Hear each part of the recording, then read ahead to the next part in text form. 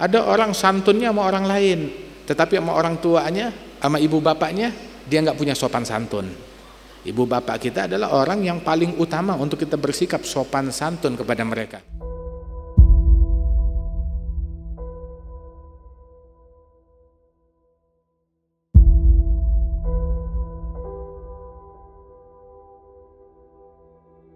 Para murabbi adalah sesuatu yang sulit ditemukan, terutama di zaman sekarang ini. Di zaman sekarang, Sahibul Maulid Al-Imam Ali bin Muhammad Al-Habsyi, itu waktu beliau mau pergi ziarah makam Nabi Hud, maka beliau dihadang oleh satu ulama dan satu wali besar. Dia bilang, "Ya Habib Ali," katanya Sayyid Umar Az-Zahir, dia bilang, "Kamu mau pergi ziarah, saya nitip doa." Nitip doa apa? Agar Allah Ta'ala memperbanyak untuk umat ini para murabbiyin, para ahli tarbiyah, orang-orang yang pandai memberikan tarbiyah kepada santri, kepada umat. Ahli tarbiyah, syekhut tarbiyah. Kenapa? Zaman dulu saja sudah langka, apalagi di zaman sekarang ini. Karena itu saya bilang istimewa di Lirboyo, Masya Allah, penuh dengan tarbiyah, dengan para masyayikhil murabbiyin. Alhamdulillah, yang mengajarkan kita akhlak, yang mengajarkan kita adab, yang mengajarkan kita tawadhu. Ini adalah sesuatu yang langka, ini adalah sesuatu yang istimewa. Ya Rabb, mudah-mudahan Allah Ta'ala berikan keberkahan kepada kita sekalian, insya-Allah. Semangat dan giatlah dalam menuntut ilmu, semangat dan giat dalam mengamalkan ilmu, semangat dan giat dan pasang niat untuk dakwah, pasang niat untuk menyebarkan manfaat.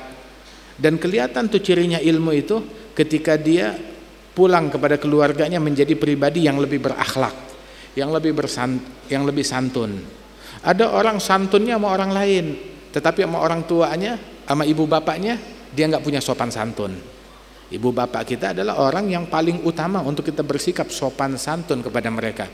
Al-Imam Abdullah bin Alwi ibn al-Faqih al-Muqaddam, Muhammad bin Ali Ba'alwi, Al-Imam Abdullah bin Alwi ibn al-Faqih al-Muqaddam, itu beliau seumur hidupnya kalau berada satu ruangan dengan ayahnya nggak pernah ngebelakangin ayahnya dengan punggungnya. Kalau mau keluar mundur, tidak mau nih ngebelakangin ayahnya dengan punggungnya. Lihat akhlak, itu ilmu kayak begitu. Sampai ketika duduk di hadapan ayahnya, ada lalat hinggap di wajahnya, dia nggak berani mengusir lalat tersebut. Sampai sedemikian rupa. Subhanallah. Al-Imam Ali Zainal Abidin tidak berani makan anggur dengan ibundanya beliau. Ali Zainal Abidin Ibn Husain bin Ali bin Abi Thalib nggak berani makan anggur atau kurma dengan ibunya. Dibilang kenapa? Dia bilang, biar ibu kamu makan duluan, dia suap duluan, udah gitu kamu ikut makan bareng bersama dia. Dia bilang, saya nggak berani, sebab saya khawatir ketika saya ngambil, ibu saya udah ambil anggur, terus ketika saya ambil, anggur yang saya pegang adalah anggur yang sudah dibidik, udah dilihat oleh mata ibu saya yang mau dia makan setelahnya. Saya takut jadi kualat. Subhanallah, ini akhlak yang sangat luhur, yang sangat luar biasa. Sama terakhir, ilmu membuat orang itu tidak mudah untuk diprovokasi, nggak mudah untuk dipancing amarahnya. Sehingga di dalam Al-Quran, ibadur rahmanil ladzina yamshuna 'alal ardi hauna wa idza khatabahumul jahiluna qalu salama. Nggak mudah dipancing, nggak mudah untuk diprovokasi ilmu tersebut. Sebagaimana Nabi Muhammad SAW itu diutarakan sikap beliau, sifat beliau, la yaziduhu jahlu jahil illa hilma. Tidaklah provokasi yang dilakukan oleh orang jahil terhadap Rasulullah melainkan hanya menambah kesabaran pada pribadi Nabi Muhammad, membuat Nabi makin sabar. Kalau mau tahu orang, mau tahu keilmuan setinggi apa ilmu seseorang, maka pancing amarahnya. Kalau terpancing, ya berarti ilmunya cetek. Idza bata'arif gadra rajul, gadral alim, aghdibhu. Pancing amarahnya. Kalau ketika dia marah dia kalap, dia gelap mata, maka berarti ya mahu alim. Akan tetapi apa makna sayyid? As-sayyid hadha al-halim alladhi la yastafizzuhu al-ghadab. Orang yang penyabar, yang mana nggak bisa dikuasai oleh amarah. Ketika dia marah, dia bisa menahan emosinya. Nabi Muhammad bilang, laisa syadid bisur'ah, walakin asyadid man malaka nafsahu indal ghadab. Orang yang tangguh bukan orang yang pandai bergulat, menjatuhkan lawan, tetapi orang yang tangguh yang bisa mengekang amarahnya saat dia lagi marah. Begitu. Ini ciri orang yang tangguh, ini ciri orang yang hebat. Dia bisa mengekang emosinya. Adapun yang emosinya lepas begitu saja, ya, disundut sedikit langsung meledak, ada mau alim yang semacam ini. Itu disebutkan Al-Imam Ali bin Abi Thalib, bab Madinatul Ilm. Bab Madinatul Ilm, Al-Imam Ali bin Abi Thalib, pintu kota ilmu. Itu beliau sekali itu dia punya khadim, punya pembantu, punya budak, abad, hamba sahaya. Dia panggil pembantunya, fulan, fulan, fulan. Enggak nyaut, tidak menjawab. Maka Imam Ali sampai bangkit dari duduknya, keluar dari ruangannya, dicari fulan, enggak ada suara.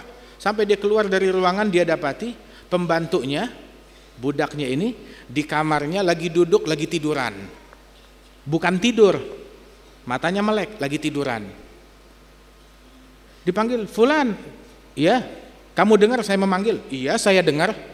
Kamu tidur? Tidak, saya enggak tidur. Jadi kamu dengar saya manggil jerit-jerit? Iya. Kenapa kamu tidak menghampiri saya dan tidak menjawab panggilan saya?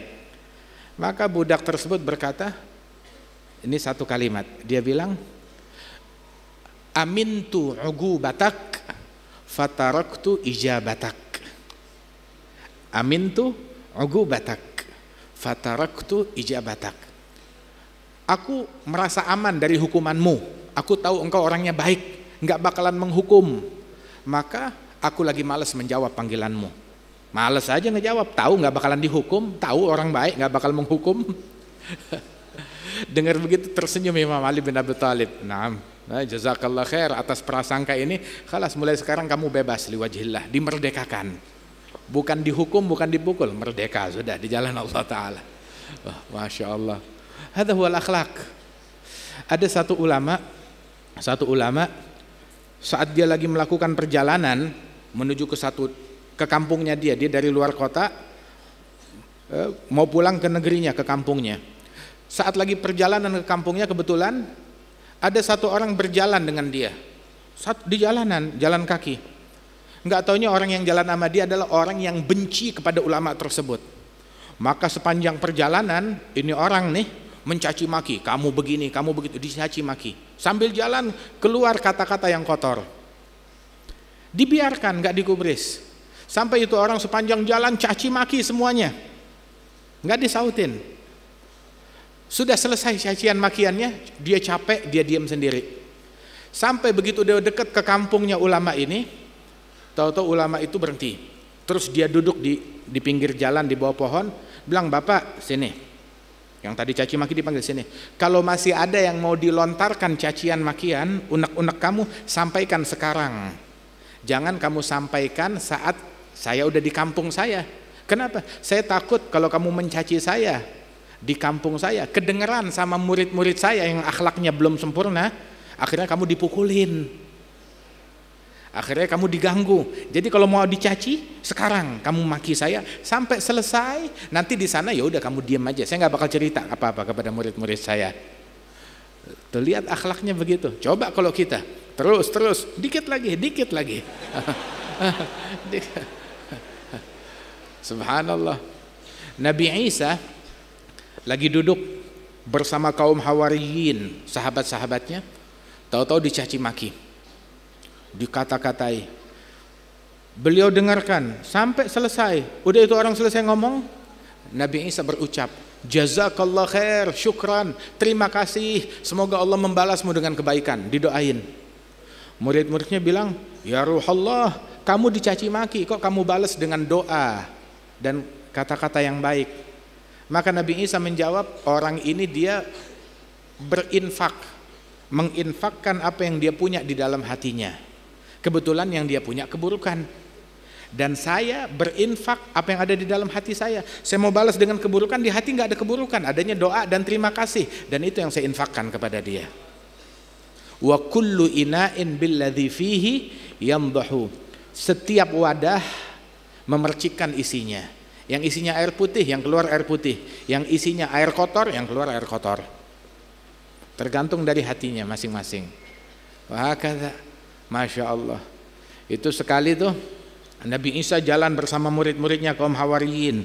Tahu-tahu melewati seonggok bangkai anjing yang sudah membusuk, ya, udah kembung, perutnya pecah, bangkainya busuk sehingga baunya luar biasa. Itu murid-muridnya masing-masing komentar. Dia berkata, alangkah busuknya. Yang satu, alangkah baunya, alangkah jeleknya, alangkah kotornya, alangkah jorok. Masing-masing berkomentar. Kayak zaman sekarang deh, zamannya komentar. Atau kadang anak apa namanya, santri TK mengomentari profesor.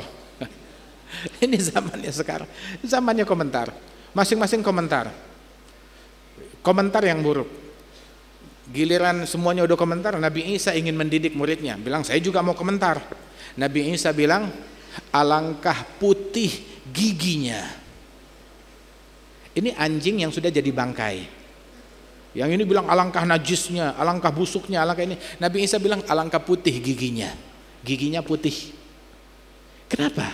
Sebab mukmin hinggap pada kelebihan. Kekurangan, tiap orang masih punya kekurangan. Walaupun kelihatan kekurangannya, dia nggak hinggap pada kekurangan yang kelihatan. Yang dia cari adalah kelebihan. Mana sisi baiknya?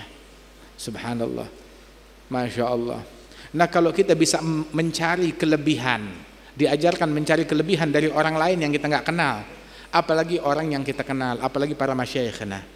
Alhamdulillah, mudah-mudahan Allah Ta'ala memberikan anugerah kepada kita sekalian, insya Allah. Dan Allah Subhanahu wa Ta'ala insya Allah tetapkan kita di jalan yang diridhai oleh Allah Subhanahu wa Ta'ala.